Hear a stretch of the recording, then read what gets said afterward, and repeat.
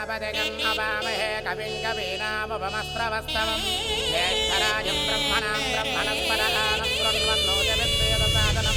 అక్షతలు వేయండి. శ్రీ మహాగణాధిపతయే నమః. ధ్యాయామి, ధ్యానం సమర్పయామి. అంకుల్, ఫ్రెండ్స్ లండన్ నుంచి వచ్చారు. రండి, please be seated. Come on. మంగళ దివ్య నీరాజనందరిషయామే నమస్కరోమి. పూజా కార్యక్రమం పూర్తయింది. అమ్మాయికి నూతన వస్త్రాలు కట్టించి తీసుకురండి. రండి, యా, కూర్చో. యా. రండి. పెళ్లికి సంబంధించిన పనులన్నీ అయిపోయాయి అన్నయ్య. మంచిదిరా. అదే వెళ్ళేటప్పుడు గౌతమ్ కూడా బట్టలు పెట్టి పంపిద్దాం. వాళ్ళకెందుకురా? అదేంటన్నయ్య, మన కోసం అంత చేశాడు, పొట్టి చేతులతో పంపిస్తే ఏం బాగుంటుంది?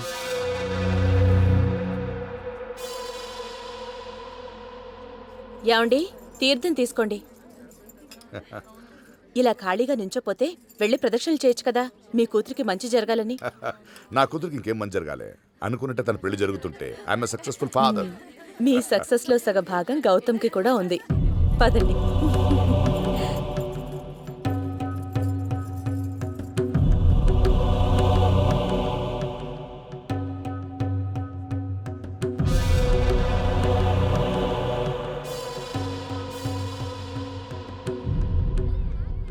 అల్లుడు గారు రండి, కూర్చుంటారా? లేదు అంకుల్, వైషుని ఒకసారి ఫ్రెండ్స్కి పరిచయం చేద్దామని. భలేవరే, వెళ్ళమ్మా, వెళ్ళు. Thanks uncle. తీసుకెళ్ళండి. Guys, Hey buddy, what's up man? My girl wife Vaishu. Nice పేరు రా. ఎరా, మీ ఆవిడ పేరు కూడా నువ్వే చెప్పాలా?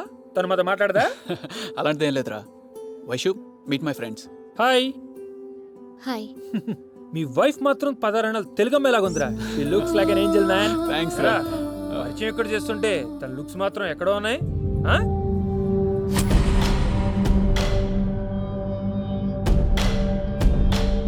వైషు, నువ్వు లోపలికి వెళ్ళు.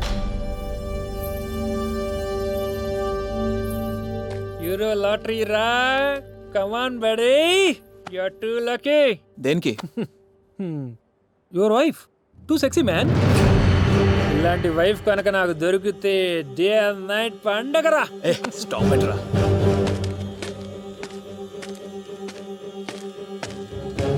రై, వైషు గురించి నువ్వు మాట్లాడేది? Dude, who is he? పురాణాల్లో దానవీర సూరకర్ణ అని ఒక క్యారెక్టర్ ఉండేది కదరా. Yep, DVS కర్ణ. ఇదిగో ఇప్పుడు 7 రూపాయల మన మధ్య తిరుగుతున్నాడు.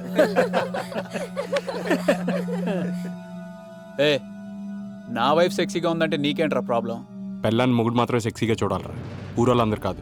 నువ్వు అంత ఫీల్ అయిపోతున్నావు ఏంట్రా? ఆల్రెడీ నీకు దాంతో అయిపోయిందిగా.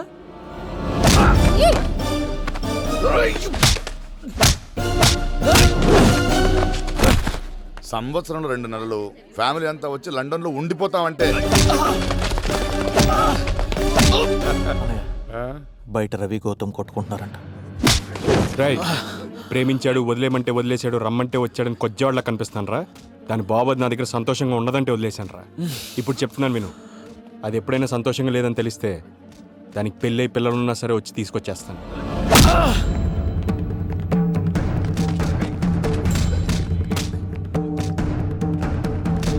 గౌతమ్!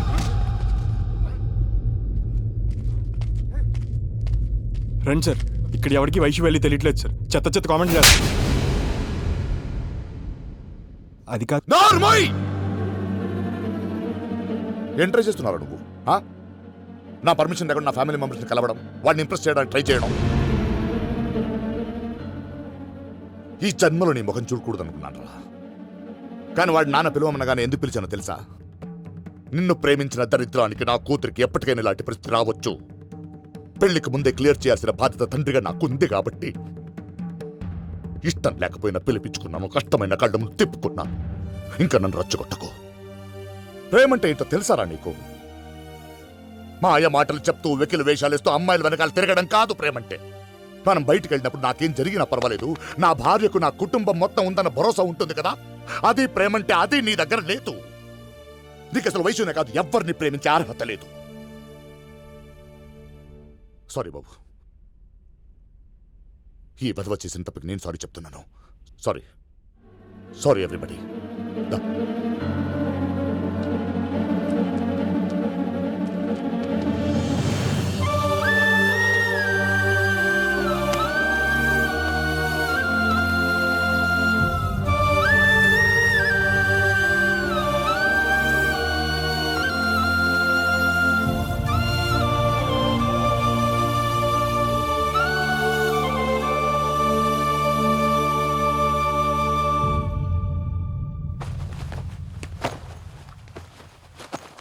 ఇప్పుడు దా జరిగిన చాలు ఇక బయలుదేరు.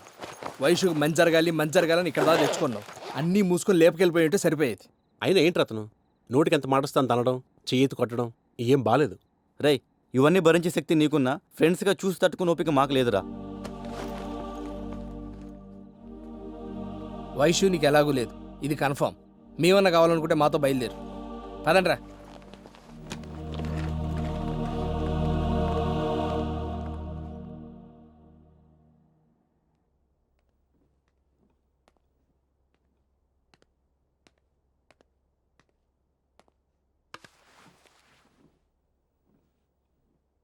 మళ్ళీ ఎందుకు వచ్చావు? నేను వెళ్ళిపోతున్నాను సార్. మీకోసారి చెప్పేద్దామని వచ్చాను. సార్ ఒక్క నిమిషం. గుళ్ళో నేను కావాలని గొడవ పడలేదు సార్. వైషు గురించి చెడ్డగా మాట్లాడితే తట్టుకోలేక గొడవ పడ్డాను. ఆ రోజు మిమ్మల్ని కలిసినప్పుడు ఒక మాట అన్నారు సార్, 2 నిమిషాలు నా ప్లేస్లో ఉండి ఆలోచించరా అని. ఆలోచిస్తే తండ్రిగా మీ బాధ ఏంటో అర్థమైంది. అందుకే అంతలా ప్రేమిస్తున్న వైషుని కూడా వదులుకున్నాను. ఇవాళ గుడిలో వాళ్ళని కొట్టింది కూడా మీ ప్లేస్లో ఉండే సార్. నా ప్లేస్లో నేను లేను సార్. నన్ను మీరు మళ్ళీ పిలవగానే చిన్న ఆస్తి వచ్చాను సార్. నేను ఆలోచించాను కదా మీరు నాలాగా ఆలోచించకపోతారా అని. కానీ అది ఎప్పటికీ జరగదని ఇవాళే తెలిసింది సార్. ఎందుకంటే ఇన్నాళ్ళు మీకు నా మీద ఉన్న కోపం అనుకున్నాను సార్. కానీ అది అసహ్యం ఇవాళే తెలిసింది.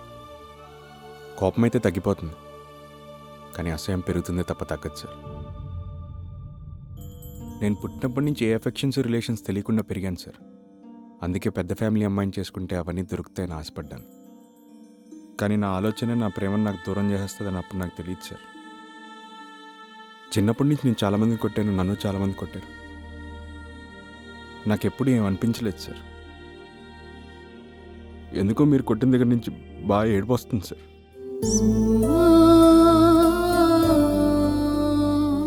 వైషుకి నాకు మీకు తెలిసినందుకు ఏం తెలియదు సార్. ప్రేమించుకున్నాం కదా, తప్పకుండా పెళ్లి చేసుకోవాలేమో అనుకుంటాను. కానీ దానివల్ల ఏం జరుగుతుందో మీకు నాకే తెలుసు. మీరు మీ అక్క జీవితంలో చూశారు, నేను నా జీవితంలో చూస్తూనే ఉన్నాను.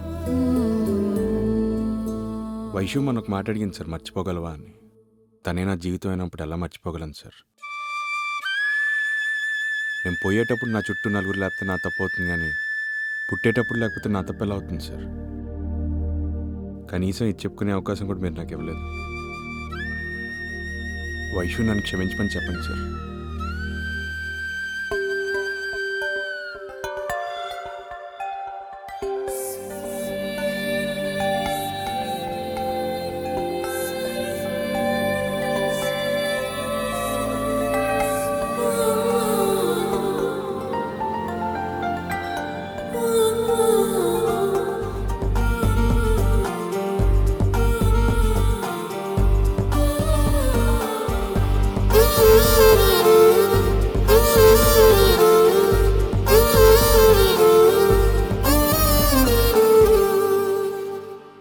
వాళ్ళకి ఎలాంటి లోటు రాకూడదు. అన్ని చూసుకుంటారు కదా? ఓకే సరే. ఏ వాటర్తో ప్రాబ్లం ఉందా చూసుకోండి ముందు. అక్క ఈ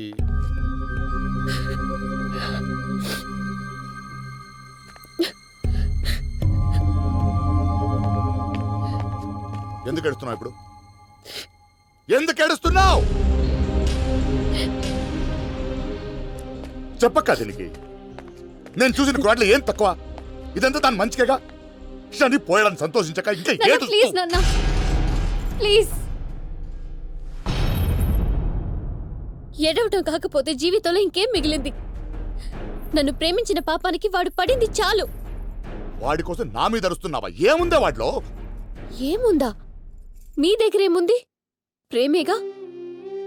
అది వాడి దగ్గర హంతులేనంత ఉంది. నన్ను పంపించే ఇంట్లో అన్ని రిలేషన్స్ ఉండాలి, ఏం చెప్పుకోవడానికైనా జనాల్ని వెతుక్కునే పరిస్థితి రాకూడదంటుంటారు కదా. గౌతమ్ నాతో ఉంటే నాకు పరిస్థితి రాదు నాన్న. ఫ్యామిలీ అంటే నంబర్ ఆఫ్ పర్సన్స్ కాదు, నంబర్ ఆఫ్ ఎమోషన్స్. ఆ ఎమోషన్స్ అన్ని చూసే నేను వాణ్ణి ప్రేమించాను. అవేవి అతనిలో మీకు కనిపించలేదా? నా ప్లేస్లో ఉండి 2 నిమిషాలు ఆలోచించంటే ఆలోచించి నన్ను వదిలేశాడే.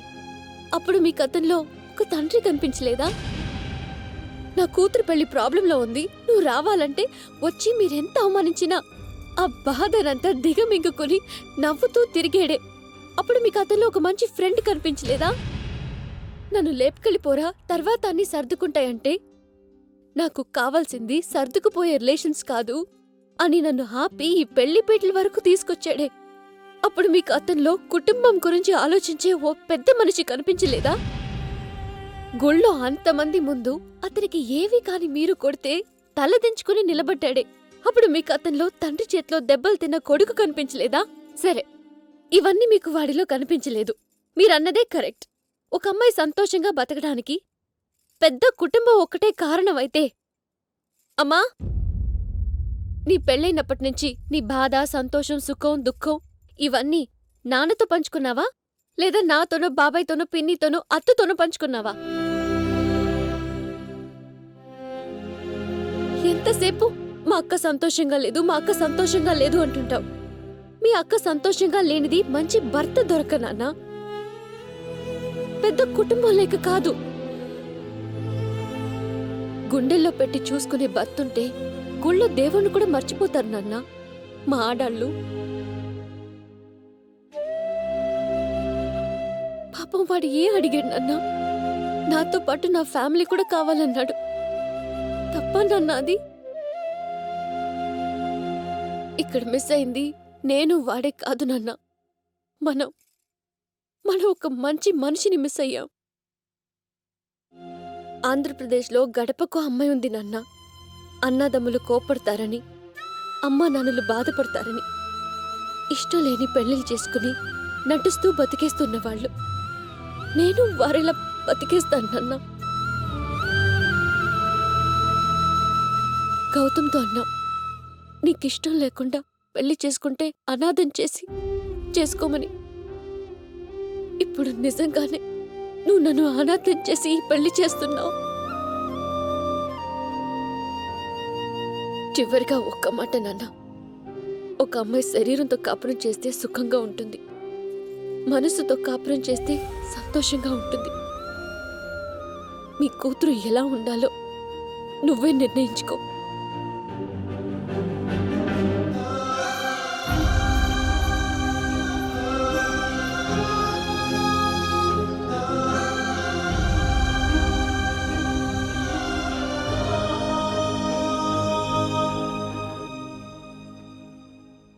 ఏమిట్రా ఆలోచిస్తున్నావు?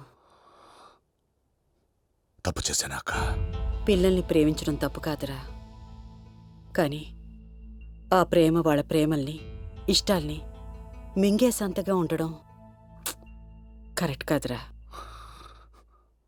భయమేస్తుందక్క. నిన్ను కూడా ఇలాగే నమ్మించాను.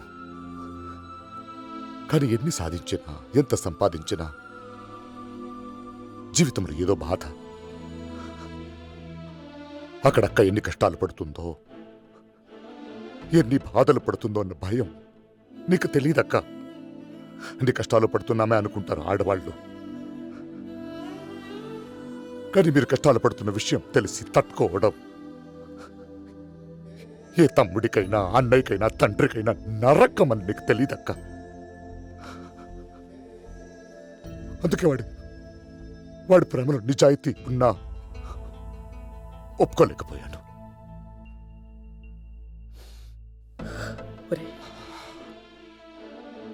ఎంత తొందరగా పెళ్లి చేసుకుంటే అంత తొందరగా సింగిల్ బెడ్రూమ్ మారిపోవాలనుకునే రోజులు రావి.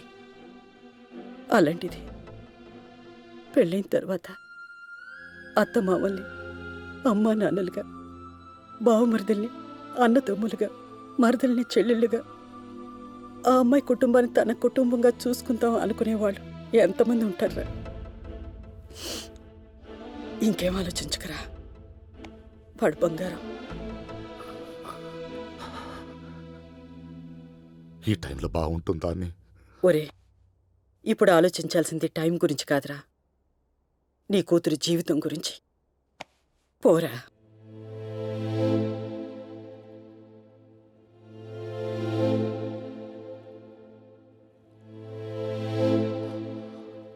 నన్ను క్షమించండి బావగారు. నా కూతుర్ని పెళ్లి చేసి పంపించే ఇంట్లో అన్ని రిలేషన్స్ ఉండాలని నేను అనుకున్నాను. కానీ తనని పంపించే ఇంట్లో అవన్నీ ఉన్నా లేకపోయినా పర్వాలేదు, తను పట్టుకునే చేతులు అవన్నీ ఉంటే చాలని రుజువు చేశాడు. I'm very sorry. వాణ్ణి బాధ పెట్టి వాడికి అన్యాయం చేసి జీవితాంత ఆ బాధ నేను తట్టుకోలేను. ప్లీజ్. నేను కూడా ఈ సంబంధం ఇంతవరకు వచ్చి ఆగిపోయిందంటే తట్టుకోలేను. అందరికీ నేనేం చెప్పుకోవాలి? నా కొడుక్కి ఏం చెప్పాలి?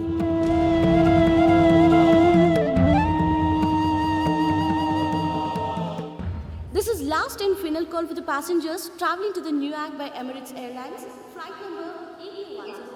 Please proceed with boarding to gate. ఎక్కడ దాకా మీరు? న్యూయార్క్. మరి అక్కడ జాయింట్ ఫ్యామిలీస్ అవి ఉండవు కదా, ఎలా?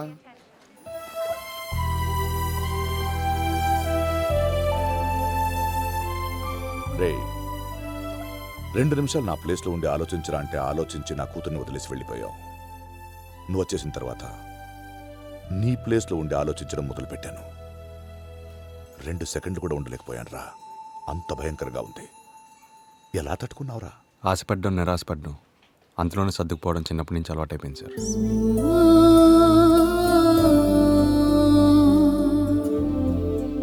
ఈ రోజు నుంచి నీకు ఆ అవసరం లేదు. వైషు నీదే, ఈ ఫ్యామిలీ కూడా నీదే. మరి వైషు పెళ్ళి ఆగిపోయింది. అవును, ఆగిపోయింది. ఈ రోజుల్లో ప్రేమించిన అమ్మాయికి వేరే పెళ్లి అవుతుందంటే మా దగ్గర ఎస్ఎంఎస్లు ఉన్నాయి, లవ్ లెటర్స్ ఉన్నాయి, మా ఇద్దరి రొమాన్స్ వీడియోస్ ఉన్నాయని బ్లాక్మెయిల్ చేసే కుర్రాళ్ళని చూశాను. వారం రోజులు చూశాను. కనీసం నీ కంటి చూపుల్లో కూడా తేడా లేదు. నీలాంటి సిన్సియర్ కుర్రాడికి అన్యాయం జరగకూడదు. You are the right person to Vaishu and her family. Of course you are right person to any family. వస్తాను బావగారు. నమస్తే. All the best boss. Thank you very much.